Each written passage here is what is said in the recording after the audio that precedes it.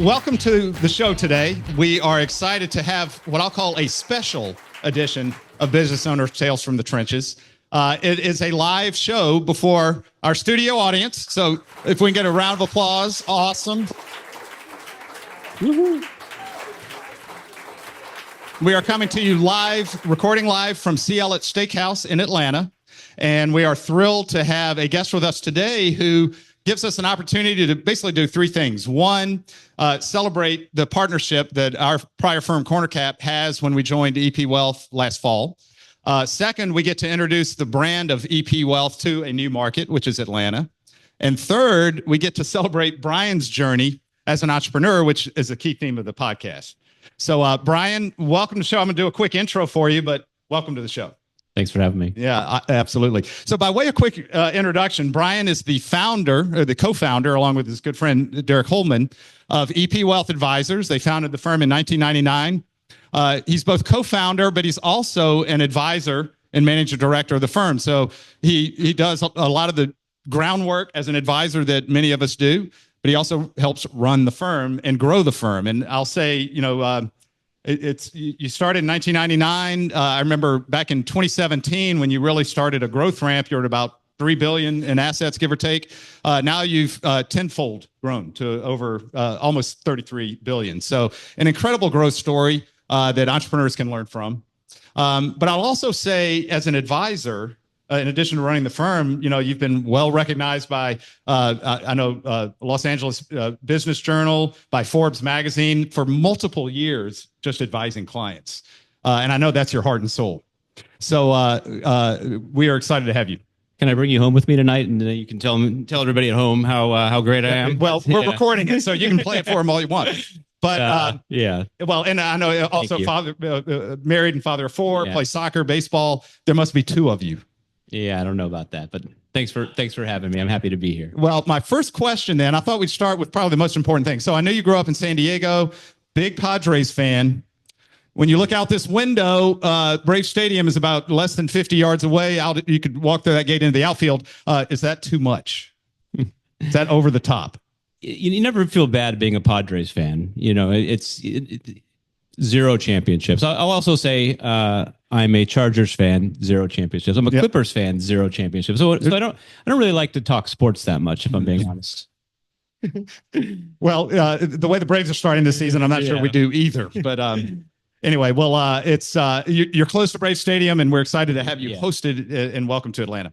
Thank you. So we're going to talk a little about your journey, and then we'll talk a little bit about where you see the industry headed. Because there's a lot going on there as well. But let's go way back to the beginning. I love how you started. Did you always see yourself as an entrepreneur in business? Absolutely not. So taking myself back to when I was younger, my family made poor financial decisions. It impacted my family negatively. And so sometimes scar tissue is a great motivator. And I went and got a job, and I felt like it was in sales, and I wanted to advise and help. And so, Derek and I said, well, why don't we open up a small little shingle and tell people we're here to help and listen and really just try to advise about what's important to them. I mean, it was a simple business model, and honestly, pretty humble goals at the time. And, we're blessed that the humble goals and the thought of being client first and really trying to better oneself, to think that if they make wise financial decisions, well, that's going to affect them and their children and on down the line. And I think that has started to resonate not just within our firm, but within the financial services industry, if I'm being honest. Yeah. Well, and we'll get to those values, those themes, but you said you guys started small and didn't have grand plans, I think, at first, right? I was able to talk my grandmother into being a client. It was actually more difficult than I had thought, to be honest. Well, she learned trust, right? I'm sure. Right. Sure I did well on the third meeting. There you go. What was that moment, that insight where you and Derek said, there's a bigger opportunity here? Tell us about that realization. Yeah. So at first it was just find a client, do a good job. Maybe you'll get a referral, you get another client. And we started to grow the business it went from, we're in it together. We are entrepreneurs. We don't know how this is working, but it's working. and then it maybe worked too well. And in saying that, we got our business to a place where actually we were small business owners more than we were actually financial planners. And financial planning was actually, what I was in to do. That's what my passion was. I actually didn't have any training to be a small business owner. And so at that moment, we actually had to make a decision. And we fired ourselves from running our own company. That was in 2011. And we did it from the thought that let's go back to what we're good at. There's other people that can run our business for us, and we can go back to clients. And honestly, knowing what you're not good at is probably almost more valuable than knowing what you are good at, and having the reassurance and confidence to just go with it. So at some point then you said, right, running this business, it's getting bigger than what either A, you can manage, or maybe what you should manage, right? If that's beyond your skill set. So you basically, you fired yourselves, which meant you focused on clients. And who did you hire? I mean, it doesn't have to be specific, but what talent did you look for? In the early days, it's right 70%, 80%, 90% with clients, right? Doing financial plans, doing the things that is our core competence. And then if you look forward, now it's 40%, now it's 20. Now we're talking about leases and expansion and things. So we were fortunate enough to bring a person in who that's all they've done. They were in financial services. He was the head of global operations for Nuveen, which is a large financial company. Talked him into getting to more entrepreneurial at a smaller company, an opportunity maybe to get in earlier and try to get him off an airplane maybe and see his children a little bit more was part of the pitch as well. Yeah. And I was a faster runner than him, so when we run together, I would maybe slow down if he would think about maybe coming to join us. Well, I think what Steve Jobs often said, the first 10 hires you do can make or break you as a startup company trying to get bigger. It sounded like that first hire was very good. How easy was it to round out the team? Was that an easy journey or lots of puts and takes? I think that this is a people business. I think most businesses are, right? And so I think that most of our best decisions are the no's. So we were, very strategic, very thoughtful around each hire. Each partnership. One bad decision can really have a ripple effect in your culture. And that's our company has always started very small, 2 people in an executive suite, right? It's always hard to have a meeting when there's another person in the room, right? So having that small feel, our business is a one-on-one. Clients like small, the feeling of knowing people. I think our teams like the family atmosphere. And that's really something that we've tried to maintain. I don't know that anyone says, hey, great news, we now have an 800 number, right? We're really large. I think that trying to be mindful of, can you be small? Can you be large, but also feel small? That's really what we've tried to accomplish. Well, and we'll get to that, but is that the vision? How would you articulate the vision now? And how have you seen that changing as you have gotten bigger? I think everything is just making sure you're intentional. I think that, being intentional around, what are you actually trying to accomplish, right? Is this a monetary goal or is this a helping business? And, are you partnering with others that have that same view and feeling? And are you, and if you do that, you can actually get out of the way. And really that's what we've tried to accomplish. Right. So, so as you've gone, if you look over the last 8 years, has it just been straight growth up and very simple to implement this vision, or have there been 1 or 2 challenges that you did not expect along the way? Depending on how far you go back, there's always a lot of challenges, right? We started the business in 99, 2000 was a top. We made our first acquisition in 2008, which was my largest financial decision in my life. You don't want to do that beginning of 2008. But I think that if you have full confidence in what you're doing, the economic environment, the things that are happening around you, the kind of the small missteps that we all have, and how do you react to those? They really don't actually set you off because you have complete confidence in where you're going and who you're going there with, which honestly is what makes it such a fun journey. Yeah. Well, so what does size, as part of that vision, what does size bring you then, right? So you're clearly EP, and we're excited to be part of the team. You've expanded. 3 years ago, you guys were not on the East Coast. Now you are substantially on the East Coast with more to come. What does size bring you to help that vision, and how do you retain that local feel? Yeah. Size does a couple of things. Number one, size scared me for the longest time, if I'm being honest, right? We were going to be small, but size allowed us to attract talent. I mean, I think this is a talent business, right? You wouldn't raise your hand and say, I'm looking for a job, right? So being able to partner with other talented people has been valuable. Being able to expand services with size, adding accountants and attorneys, and really do what we call the family office services for all. Having marketing engine and team and dollars and really allow you to get on your front foot and play a little bit more offense when you've got a little more size. Try to use size for where it helps you, and try to make sure it doesn't feel large, where people say, I can't get a decision and things are moved slowly. A client wants something done and we're not able to do that. So we want to have local leadership to make sure that we can still adapt and move quickly. Hey there, it's Claudia, producer of Business Owner Tales from the Trenches. Just a quick break to say, if today's conversation is striking a chord, don't forget to visit candid-carr.com.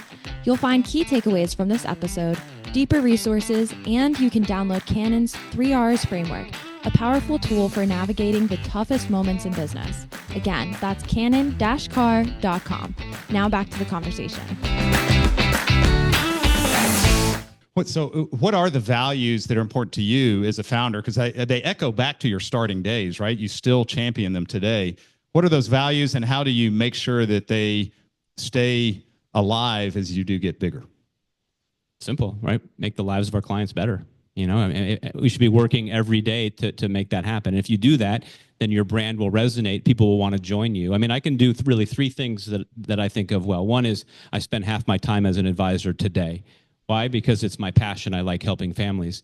Number two, I like finding other people to partner with and play a little bit of defense, right? Making sure that we don't partner with the wrong people. Make sure that you don't fall in love with growth and make decisions based on a spreadsheet. And number three, spending time making the product better. What is the next service offering? I mean, I talk about the three legs of a stool. Well, there's the financial health, but there's also the physical health and the mental health, and they all kind of go back and forth. And so if we only focus there and don't understand how it actually impacts somebody's whole life, then I think we're really falling down as an advisory firm. I don't think that most people just want to talk about beta and markets, and I guess people want to talk about tariffs. But outside of that, I think people really want to talk about how does money affect our family, and how can we help them in that path to a better life. And excited to be part of that vision, and we'll do what we can to keep the growth happening and the values protected, because they align, right? As you said, it's so important when someone's joining your team. I mean, both sides want it to work, right? So I always tell business owners, entrepreneurs, spend time on the values and understand both sides and make sure they match, because you don't want to find out they don't match afterwards, right? Agreed. And it's always been exciting that you put the client first. And whenever if there's ever an integration challenge, we're like, let's go back to that center. And I know that we're going to have that space to figure it out the right way. All right. So as we alluded to earlier, this industry is changing a lot. In my own view, planning and investments left by themselves are becoming a commodity. I don't know if you would articulate it that way, but that's kind of the way I view it. How do you see the industry evolving, and where are you trying to take us to ultimately? Well, I think that where the industry is going is that people want you to do more. I mean, life is becoming so complex with information flowing from so many different places. I mean, on your phone, right when you wake up, right when you go to bed, what do you do with it all? And so if you can build a business that allows you to do more, answer more questions, check more boxes of the things that people need in their lives, whether it be financial or other, I think that's what they're asking for. And so when we first started the business, it was an investment company, right? And then financial planning, and then tax, and then estate, and then you start talking about insurances and their business and their real estate. And really all people are saying is, I have a lot of questions today. I don't know what they're going to be in the future. Are you going to be there to help me with them? And talk about small business owners, right? Most small business owners, they tend not to have a plan for that business, right? So if we can dig in there with them and say, well, what is the design of this business? Is it for future generations? Are you looking for a strategic in the future? You want to build it organically, inorganically? And so really starting to ask, this business is about questions ultimately, because then they can maybe get to the answers they actually hadn't thought about yet. So where would you like to see EP in 5 or 10 years if you think about it that way? I think we'll continue to partner with great entrepreneurs like yourself. You know, I think we'll always be in the partnership business, not the mergers and acquisition business, because I think people want local leadership, right? So I think that we will continue to not have the answers, but spend a lot of time trying to get things right. I mean, I think as long as we lead with how do we make clients' lives better, how do we do more, how do we improve the product, how do we create an environment where other people can flourish in our business? Growth does a lot of good things for people that entrust their career to you, right? And so, you know, I've never been a spreadsheet person. I've been a let's lead out in front and let's try to figure out, you know, how do we help people? If we do that, we're gonna have a great business. Yeah. So earlier in the show, you said you didn't see yourself as an entrepreneur, but clearly you are. You know, you're able to take risk. You're able to have a vision, implement the vision. How would you like to see your own journey kind of move toward a finish one way or the other? And again, I'm not talking about firing yourself the second time. I'm just saying, my last day. You know, what you're excited about it, and how do you see your role over time? I still think we're in the second inning of this of the model that we're in. I mean, I think that there's more and more clients that are drawn towards these independent advisors, these fiduciary type advisors.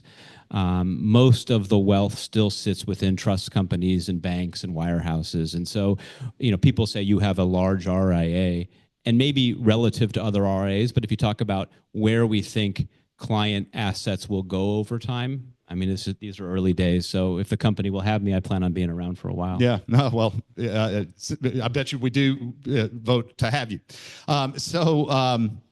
You know, it's interesting. We do see roll-ups happen in the industry, and a lot of it's private equity driven, and that can lead to mistakes. And I know you give a lot of thought to this. You know, how do you think about our balance sheet as a differentiator in terms of the capital structure and making sure private equity is not taking us to something that you lose control of? I mean, first, we're blessed with the private equity partner we have, but we also, you know, because we're playing the long game and how we structured the business before they actually ever came in, we just wanted to make sure that we had control of the business, that we were long range in our thinking. And so when you think about private equity, and people use it as a negative in some ways, for us it's been quite a positive. But I think the concern that they have is maybe lack of control or maybe lack of timeline. Meaning that maybe somebody has a 2-year timeline and somebody else has a 10-year timeline, right? And so we've maintained control of our business. We have a great partner. You know, we feel blessed in being able to have the capital that allows us to drive to what we think is there'll be several winners. And when I say winner, that just means a national RIA with scale and ability to help clients across, you know, maybe net worths. And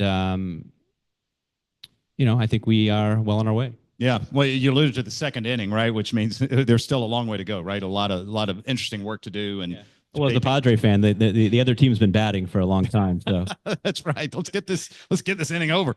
So one theme we talk about on the show a lot is the founder's mindset and how you are able to work in the business and work on the business. And sometimes that creates a lot of conflict, right? If you work in the business and you know, you don't have time or energy to work on the business. And yet, you know, if you're working in the business and you need to work on the business because you're protecting your values, you're providing that vision.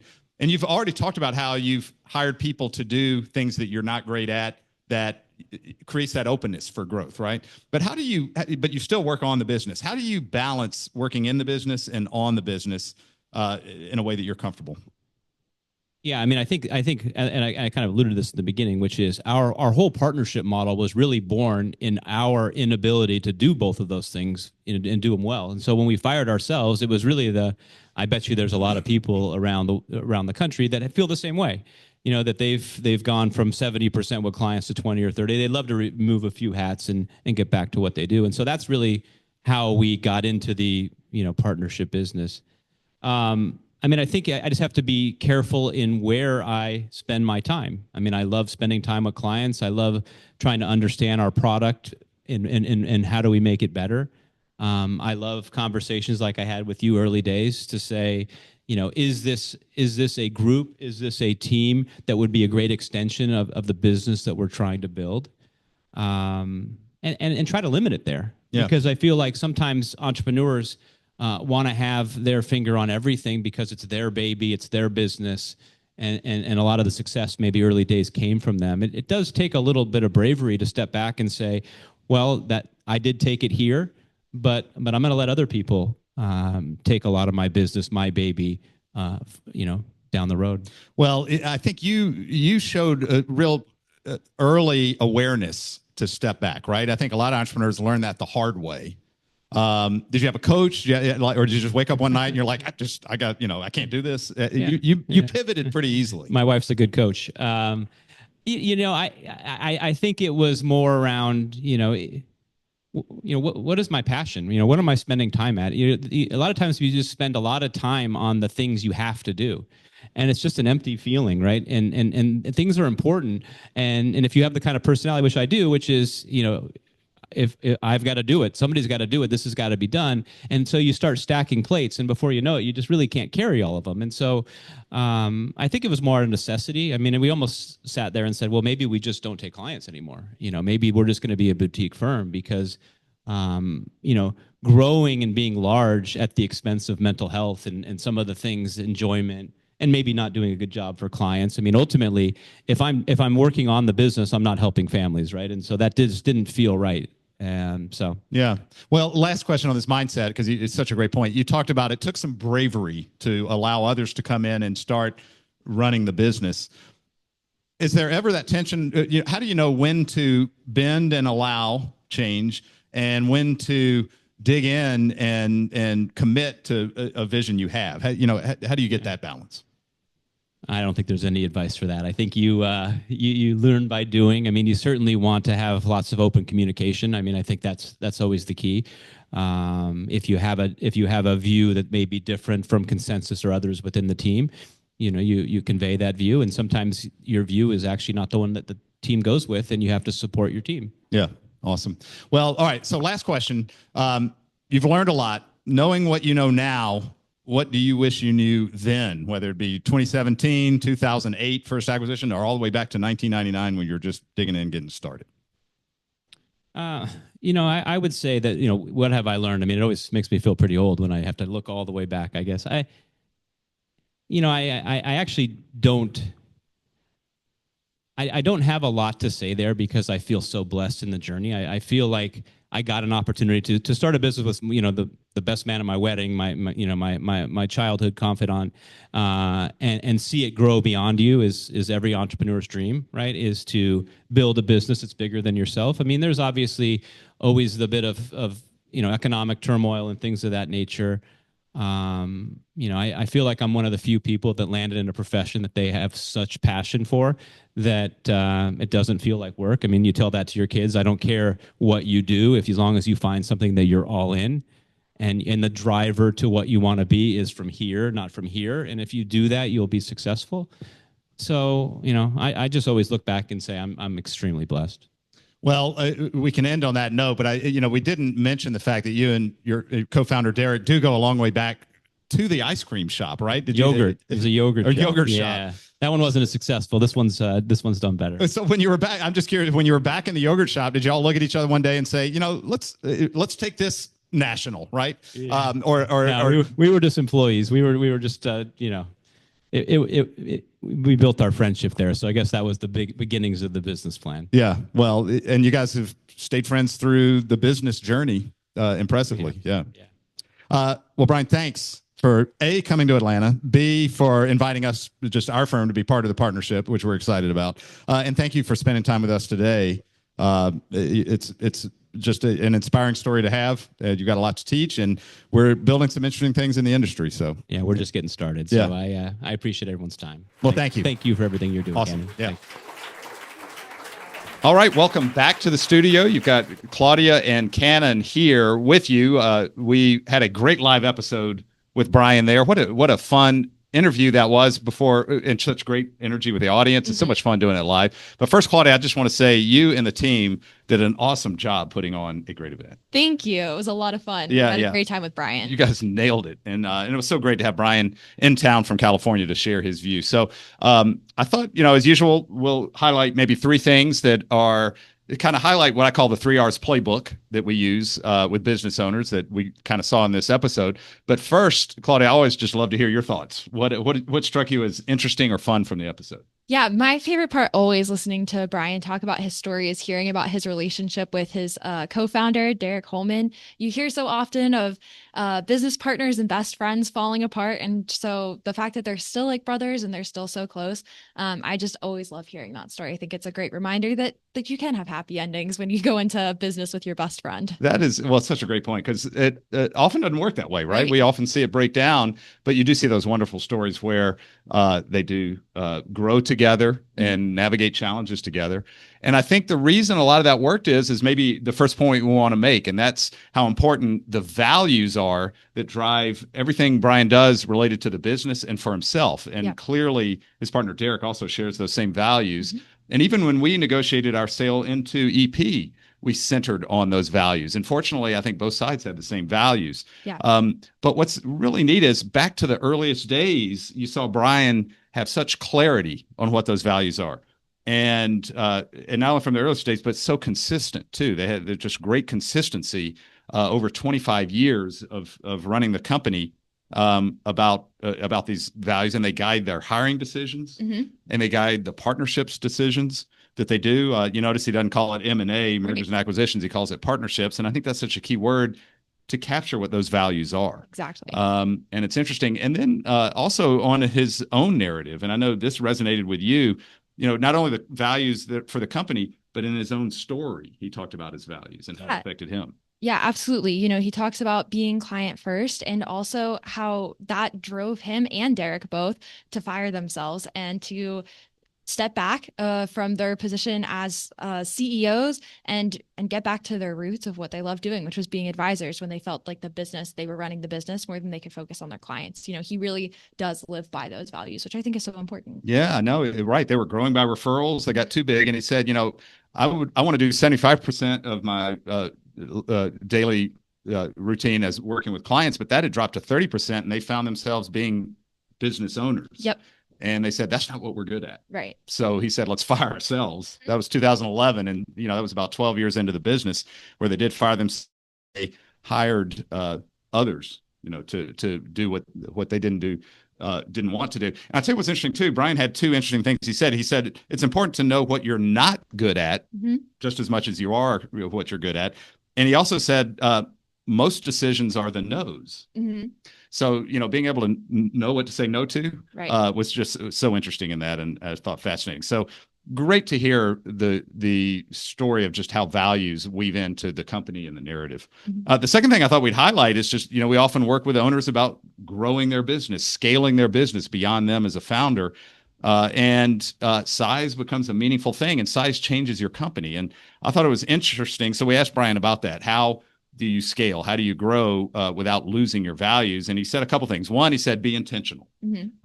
And be intentional. I think that meant around the values, around the culture, around the mindset, because it does guide all your hiring decisions. And you could see everything we talked about wove into that with hiring, adding new partners like us, building those partnerships.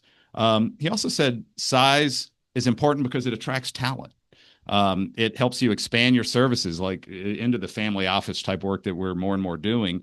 And he said it helped him play offense because it gave him a bigger capital budget to do things like marketing, technology, all those things. Size matters, right? But he stresses so important about keeping the local important. And I know that resonated with you.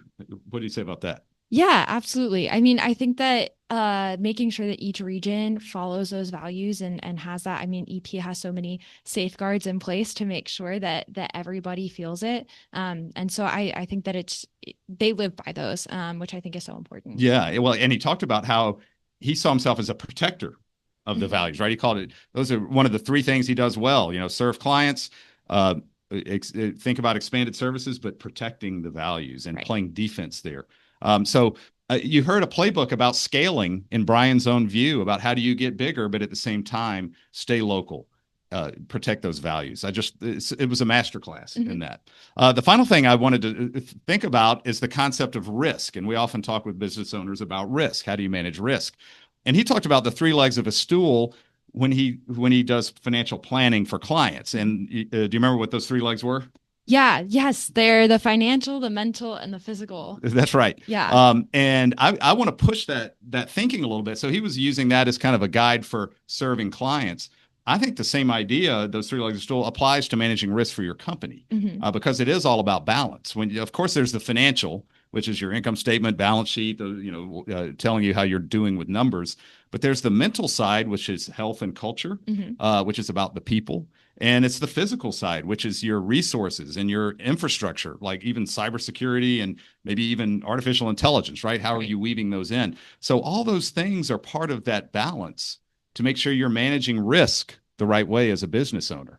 And that is so important to understand. You've got your personal risk and you've got your business risk. You want those aligned, because when they're in conflict, imbalance happens and difficult things can happen. So maybe we'll push that thinking a little bit, what Brian was talking about, and applying it to business owners specifically. And I thought that was cool. Claudia, great episode, great event. It was so fun. This was really, I used the word masterclass earlier. I think Brian has demonstrated a masterclass in being able to stay authentic to yourself and build a sustainable business that clearly grows beyond you, but stays core and clear to the values you've created. Absolutely. All right. Well, we'll see you on the next one. Thanks for listening in.